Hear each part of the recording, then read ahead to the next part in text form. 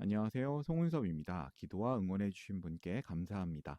본 영상 설교는 새가족교회 주일 설교 메시지입니다.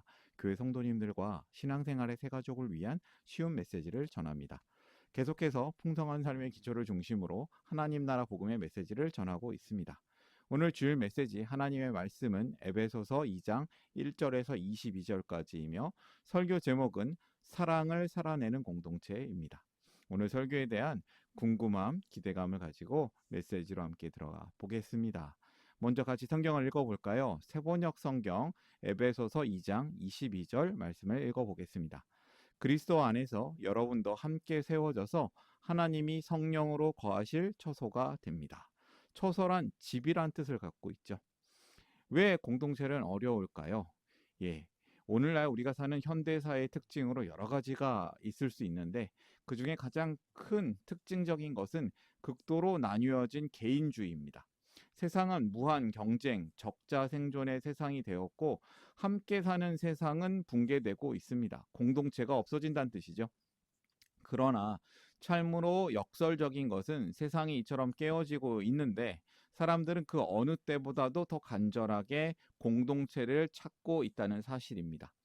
많은 이들이 더 나은 공동체를 만들어 보려고 애를 쓰지만 그 시도는 실패로 돌아가고 종종 더 깊은 상처와 실망만을 남기곤 합니다.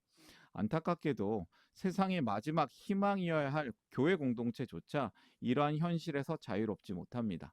많은 이들이 교회 안에서 위로와 안식을 얻기보다 오히려 더 큰 상처와 고통을 경험했다고 말합니다. 진정한 사랑과 연합을 기대했지만 그곳에서 마주한 것은 세상과 다를 바 없는, 아니 세상보다 더 심한 분열과 이기심이라고 얘기하는 것이죠.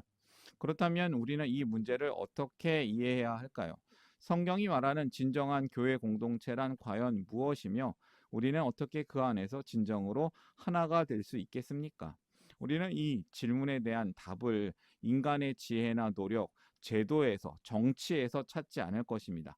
대신 오늘 우리는 하나님께서 이미 그리스도 안에서 우리를 위해 이루신 놀라운 일, 성경 말씀, 에베소서 2장의 말씀을 통해 그 본질적인 답을 발견하고자 합니다. 이제 좀 더 깊은 이야기로 들어가 보겠습니다. 오늘 설교를 위해서 세 가지 주제를 정했습니다.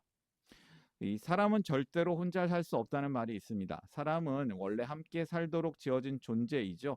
그래서 사람은 누구나 공동체를 꿈꾸고 있습니다. 따뜻하고 진실하고 서로를 세워주는 공동체를 원합니다. 그러나 현실이 참 다르죠. 상처 주고 받고 오해가 생기고 기대가 무너지고 실망이 쌓입니다. 그래서 어떤 사람들은 말합니다. 난 하나님은 참 좋은데 사람이 참 힘들다. 하지만 성경이 분명히 말하고 있습니다. 하나님을 사랑하는 사람은 형제를 사랑하게 되어 있다고요. 공동체가 없는 신앙은 성경적 신앙이 아닙니다. 오늘 우리는 이 형제 사랑을 살아내는 공동체가 되기 위해서 이 세 가지를 함께 생각해 보고자 합니다.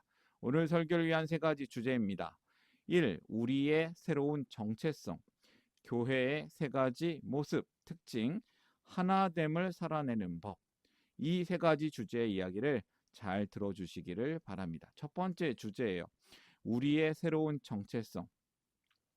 우리는 지금까지 신앙을 이야기할 때 나의 구원, 나의 신앙 성장과 같이 개인적 차원에만 집중하는 데 익숙했습니다.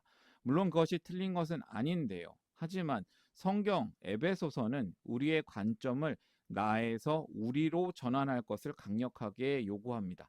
이 관점의 전환은 단순히 시각의 변화가 아니라 하나님께서 교회를 통해 이루고자 하시는 그 위대한 계획의 핵심을 제대로 이해하는 열쇠입니다. 에베소서 2장은 이 극적인 전환을 명확하게 보여줍니다. 말씀 읽어보겠습니다. 그러나 하나님은 자비가 넘치는 분이셔서 우리를 사랑하신 그 크신 사랑으로 말미암아 범죄로 죽은 우리를 그리스도와 함께 살려주셨습니다. 여러분은 은혜로 구원을 얻었습니다. 하나님께서 그리스도 예수 안에서 우리를 그분과 함께 살리시고 하늘에 함께 앉게 하셨습니다. 우리의 새로운 정체성은 내가 아니라 나가 아닌 우리입니다. 하나님은 나를 살리신 것이 아니라 우리를 함께 살리셨다고 합니다. 나를 하늘에 앉히신 것이 아니라 우리를 함께 하늘에 앉으셨다라고 말씀하십니다. 우리의 구원은 처음부터 개인적인 사건이 아니라 공동체적인 사건이었던 것이죠. 우리는 하나님의 작품입니다.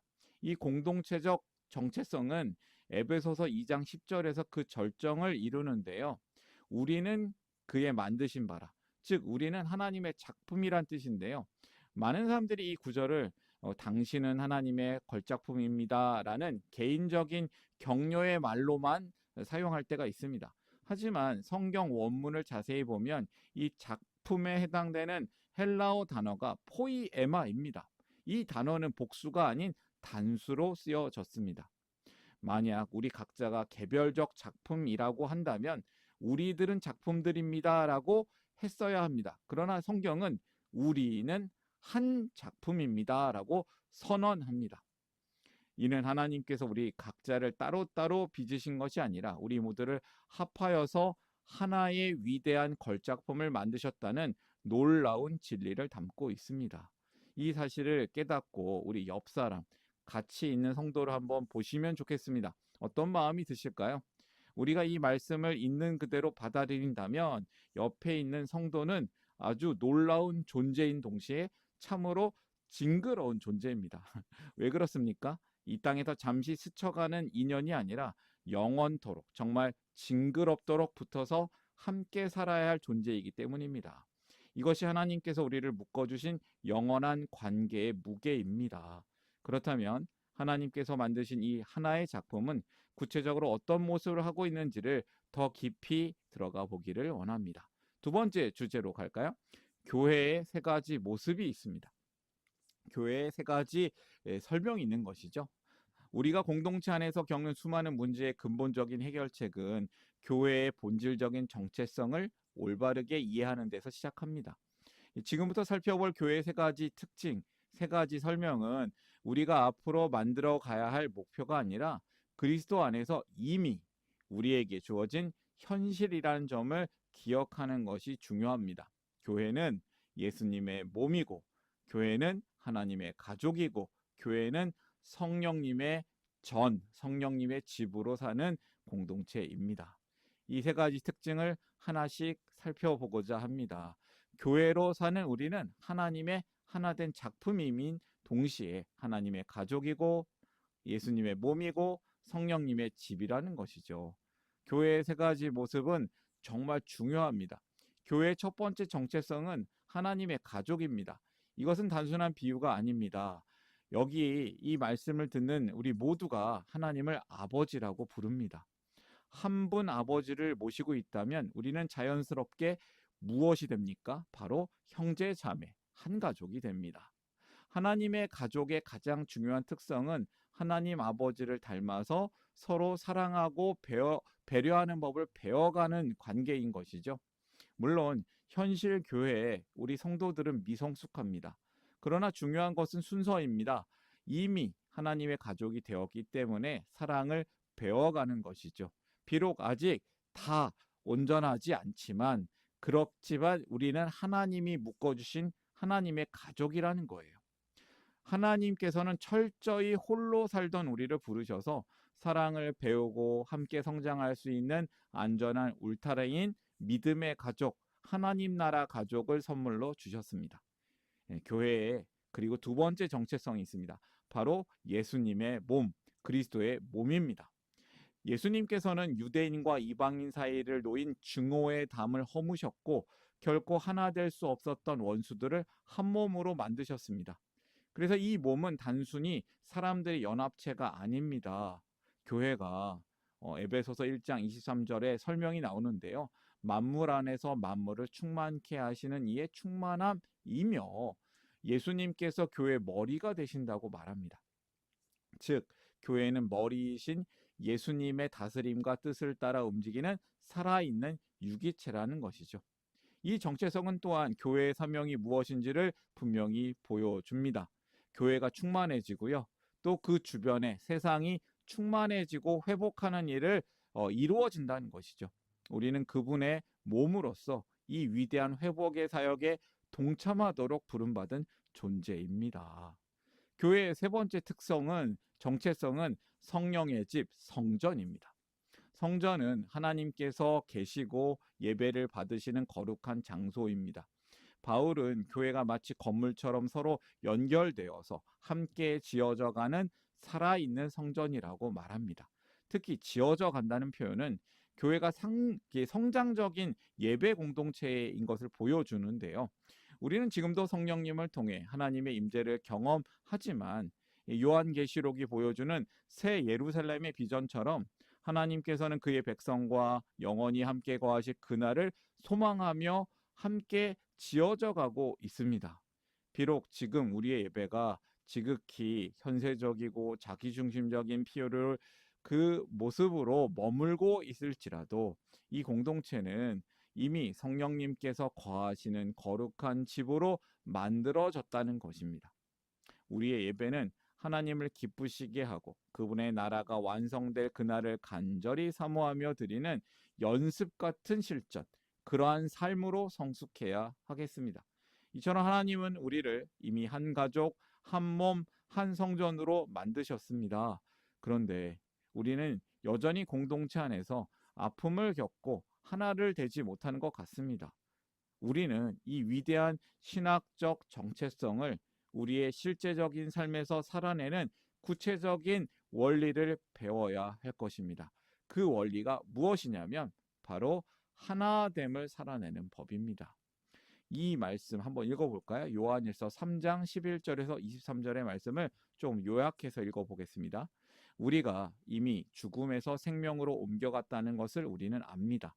이것을 아는 것은 우리가 형제 자매를 사랑하기 때문입니다. 사랑하지 않는 사람은 죽음에 머물러 있습니다. 그리스도께서 우리를 위하여 자기 목숨을 버리셨습니다. 이것으로 우리가 사랑을 알게 되었습니다. 그러므로 우리도 형제 자매를 위하여 목숨을 버리는 것이 마땅합니다. 하나님의 계명은 이것이니 곧 그 아들 예수 그리스도의 이름을 믿고 그리스도께서 우리에게 명령하신 대로 서로 사랑하라는 것입니다. 하나됨을 살아내는 법은 형제 자매 사랑입니다. 그리고 그 근본 마음은 하나님의 사랑인 것이죠. 교회가 하나님의 가족이요 그리스도의 몸이요 성령의 집이라는 그 위대한 진리를 아는 것만 가지고는 부족할 수 있습니다. 그 진리를 우리의 삶으로 살아내는 구체적인 실천, 바로 형제 자매 사랑을 배우지 못한다면 교회 모든 활동은 공허한 껍데기가 될 수 있습니다. 사도 요한은 형제 자매 사랑이 구원의 확실한 증거라고 단언하고 있습니다. 형제 자매 사랑은 공동체를 세우는 능력입니다. 형제 자매 사랑은 신앙의 선택 과목이 아닙니다. 잘하는 사람만 하는 특별 활동이 아니라는 거죠. 이 형제 자매 사랑은 거듭난 사람의 증거가 됩니다. 하나님의 사랑을 받은 사람은 그 사랑이 반드시 흘러가게 되어 있습니다.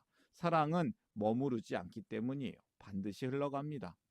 우리가 형제 자매를 사랑하지 못한다면 사랑이 부족해서라기보다 하나님의 사랑을 깊이 경험하지 못했기 때문일 수 있습니다. 사랑은 노력 이전에 은혜의 결과입니다. 나는 왜 공동체가 이렇게 힘들까? 이 질문의 답은 나는 하나님의 사랑을 얼마나 경험하고 있는가라는 질문과 연결되어 있습니다. 형제 자매 사랑은 선택이 아니라 하나님의 생명이 우리 안에 있다는 증거입니다. 우리가 이제 이 성경적 사랑의 모습을 좀 더 구체적으로 살펴보고자 합니다. 성경적 사랑의 원리를 저는 4가지로 설명하고 싶습니다. 에베소서 3장 17에서 18절 말씀 읽어볼까요? 누구든지 세상 재물을 가지고 있으면서 자기 형제 자매의 궁핍함을 보고도 마음 문을 닫고 도와주지 않으면 어떻게 하나님의 사랑이 그 사람 속에 머물겠습니까? 자녀된 이 여러분, 우리는 말이나 혀로 사랑하지 말고 행동과 진실함으로 사랑합시다. 성경적 사랑의 원리는 4가지가 있습니다. 희생하는 사랑입니다. 진실한 사랑입니다. 구체적인 사랑입니다. 중심이 있는 사랑입니다. 성경적 사랑의 첫 번째 원리, 희생적 사랑. 사랑은 대가를 지불하고 자신을 내어주는 것입니다. 그러나 모든 희생이 가치 있는 것은 아닙니다. 성경은 형제 자매를 위하여 희생하라고 말합니다. 즉 우리의 희생에는 상대방의 진정한 유익과 성장이라는 분명한 목적이 있어야 합니다. 두 번째 원리는 진실함입니다. 진실한 사랑. 이것은 다른 목적이나 숨은 의도가 없이 투명하고 솔직하게 상대를 위하는 사랑입니다. 우리 안에는 얼마나 교묘한 이기심이 자리 잡고 있습니까? 내가 잘 되기 위해서 다른 사람을 사랑하는 것이죠. 만약 그렇다면 우리는 진실하지 못한 것입니다. 진실한 사랑은 오직 그 사람 자체를 위한 순수한 사랑입니다. 세 번째 원리는 구체성입니다. 사랑은 추상적인 감정이나 말이 아니라 실제적인 행동으로 나타내야 합니다. 어려움을 겪는 형제 자매에게, 지체에게 기도만 해줄게, 기도해줄게라는 말을 얼마나 쉽게 하고 있습니까? 그러나 그 형제 자매를 위해 10분 이상 진심으로 기도할 수 있다면 그것은 진실한 것이죠. 진정한 사랑은 함께 밥 한 끼를 먹여주고 함께 시간을 내어 이야기를 들어주며 정말 우리가 도와줄 수 있는 실제적인 필요를 채워주는 행동으로 표현이 되는 것이죠. 네 번째 원리는 중심 있는 사랑입니다. 이것이 기독교적 사랑의 핵심입니다. 우리의 사랑은 변덕스러운 감정이나 느낌에서 출발하지 않습니다. 이 사랑은 예수 그리스도의 이름을 믿고 그의 명령을 따르는 믿음과 결단에 기초합니다. 사랑스러운 마음이 들지 않더라도 주님의 명령에 순종하는 것입니다. 하나님께서 저 사람을 사랑하신다는 사실과 그분의 명령에 의지하여 사랑하기로 결단하는 것. 이것이 바로 세상을 이기는 기독교의 사랑입니다. 그 사랑을 훈련하는 것이 바로 교회입니다. 오늘 말씀을 정리해 볼까요? 교회의 하나됨은 우리가 애써 만들어야 할 과업이 아닙니다. 그것은 하나님께서 예수님 안에서 이미 우리에게 주신 놀라운 선물인 것이죠.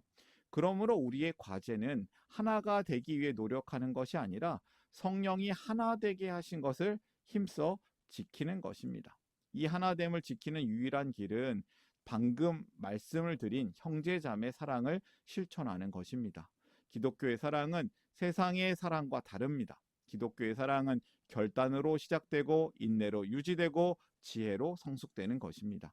그리고 하나님께서 이 위대한 사랑을 배우고 훈련하도록 우리에게 주신 최고의 환경이 바로 교회 공동체입니다.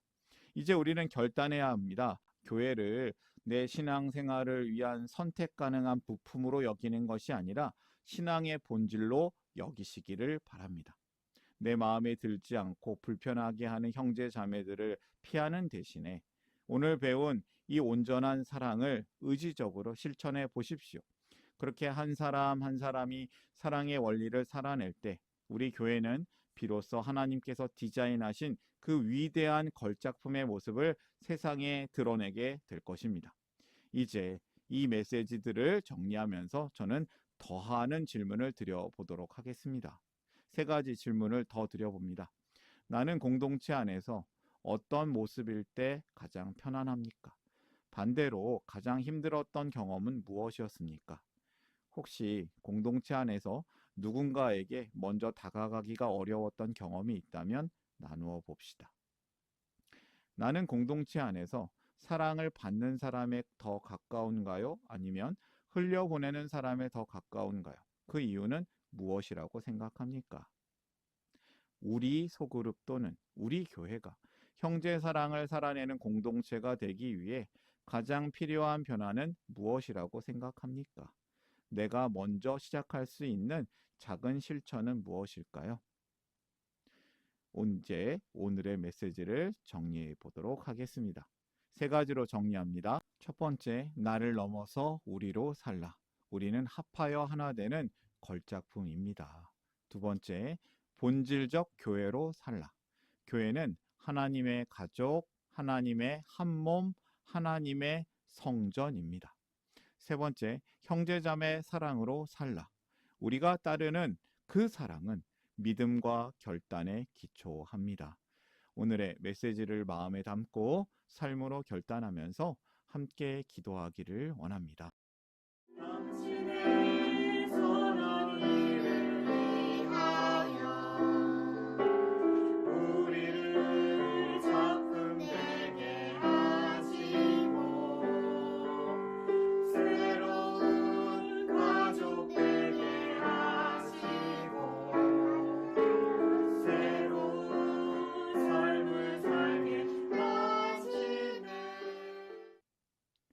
사랑의 하나님 우리 아버지, 우리를 이미 한 가족, 한 몸, 한 성전으로 만들어 주셨음을 감사하며 믿음으로 고백합니다. 깨어지고 미성숙한 우리의 모습에도 불구하고 우리를 향한 주님의 신실한 계획을 믿습니다. 이제 우리 각자가 나를 넘어서 우리로 살기를 원합니다. 그리고 우리가 본질적인 온전한 교회로 살기를 소망합니다. 그리고 또 우리가 형제자매 사랑으로 살기를 기도합니다. 우리가 서로 사랑하게 하시고 서로의 희생과 진실한 섬김을 통해 우리의 교회가 이 땅에 주님의 사랑을 드러내는 진실한 공동체로 온전히 서기를 소망합니다. 우리를 교회되게 하시고 온전한 교회 되도록 세우시고 이끌어 주시는 예수 그리스도의 이름으로 기도드립니다. 아멘. 하나님 나라 여기 있네. 하나님 나라 함께 사네. 예수님 노래합니다. 예수님 찬양합니다.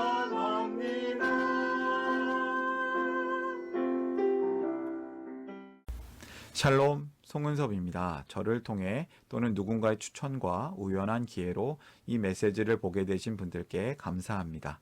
모든 성도님들은 하나님 나라의 새가족이십니다. 교회를 처음 나오신 분들만 새가족이 아니라 우리 모두가 새가족입니다. 왜냐하면 우리가 하나님 나라에서 새로운 관계가 된 새로운 가족 공동체이기 때문입니다.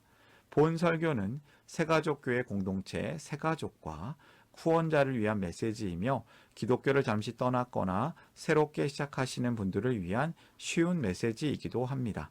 혹시 새가족교회의 가족, 새가족 또는 후원자가 되기를 원하시는 분들은 이메일로 카카오톡 아이디로 연락을 주시면 감사하겠습니다. 오늘의 메시지 하나님의 은혜가 넘치시기를 바랍니다. 사랑합니다. 축복합니다.